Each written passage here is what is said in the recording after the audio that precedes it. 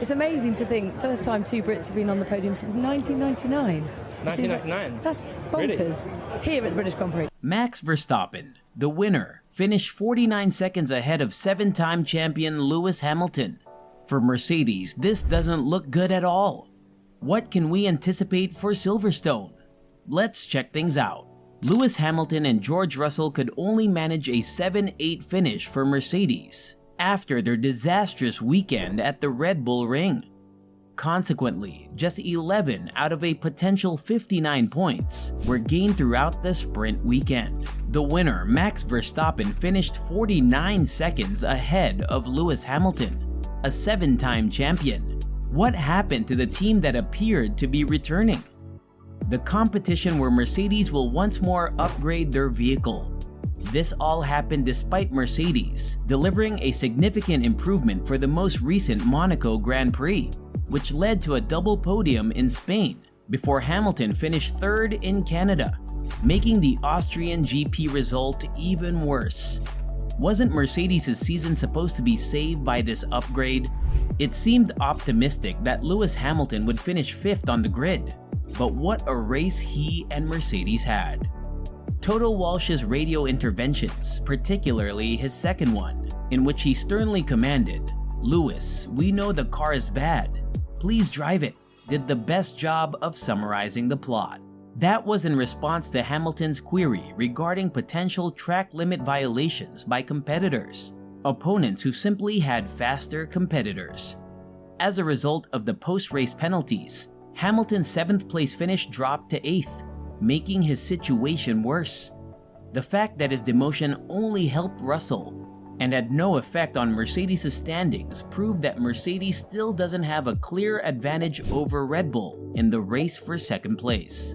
Thus, Hamilton's 8th place finish in the Austrian Grand Prix brought an unfortunate weekend for Mercedes to a close.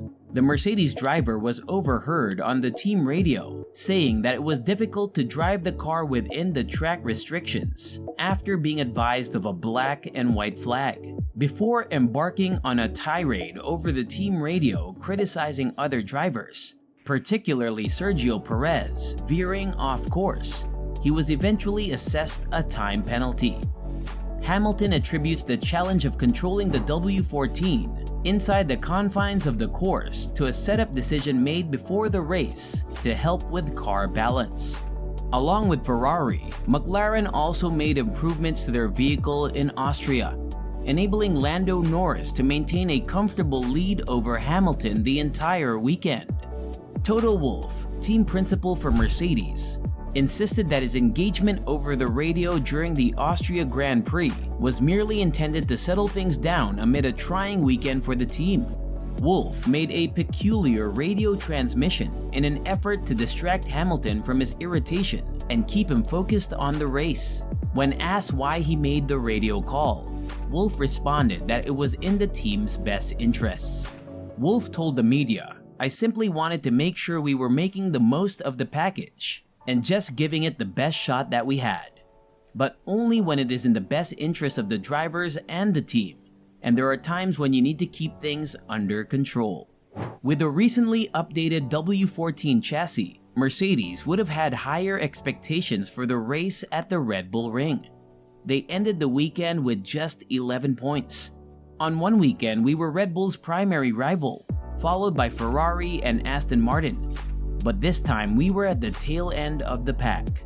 There's simply no inherent pace, despite the 90 minutes we spend attempting to refine a strategy or find the best drivers. For us, the 90 minutes were challenging. Montreal was shockingly good, contrary to what I believe we predicted would be the case. Then, in Austria, we believed that our lack of performance in the low-speed corners would be compensated for by our high-speed performance. But this never happened. We experienced understeer, oversteer, and everything in between. Never was it any good. Wolff's remarks regarding the race were endorsed by Andrew Shovlin, Director of Trackside Engineering for Mercedes, who stated the following: "We have a lot to work on before we leave this place. Clearly, the performance wasn't up to par. We need to know how much of the performance is due to setup errors and how much is due to basic performance. The last several races have not had any upgrades. Therefore, it's also feasible that we are deficient in development. Although we have preparations in place to remedy that, the distance to Ferrari was undoubtedly concerning today. The track limit scenario was challenging. Lewis received a penalty before we could take any action because the alerts were received after the occurrence. We must put in a lot of effort to identify the areas that require improvement, but we are eager to get to Silverstone and put this race behind us. But the drivers were left with a bitter taste in their mouths, with Lewis having a miserable weekend. Russell also said that the squad was surprised by the drop back down the order because the speed was much slower than anticipated. We'll figure things out, I'm sure, but we're still driving the same vehicle we did for the 2 races we ran in Barcelona while flying. Therefore, Russell continued, the only thing that is possibly different is the tires, which is something we need to comprehend. The pace was much slower than we anticipated, and the vehicles were moving around a lot more than they did on the other circuits. Mercedes even came in last place behind 2 powertrain customer cars, with Fernando Alonso of Aston Martin coming in 5th and Lando Norris of McLaren coming in 4th, after Sainz was given a penalty after the race. We took a massive step backwards. Russell, who together with Alonso was the only driver during the 71-lap race who was not penalized for breaching track regulations, remarked in the media enclosure. Furthermore, Lando and McLaren came as a huge surprise to us. Lewis Hamilton kept asking over the team radio during the Austrian Grand Prix how other drivers were going against the speed limits. The former world champion also highlighted how difficult it was for him to stay within the lines while operating the challenging Mercedes. Toto Wolff had to go on the radio twice as a result to respond to Hamilton. The Briton had been complaining about his car for about 1.5 years. The question is legitimate because there is no sign of a new contract and because crying never stops. Isn't it preferable for Mercedes and Hamilton to part ways? After all, whining constantly about how awful the Mercedes is bad for the marketing of the German manufacturer.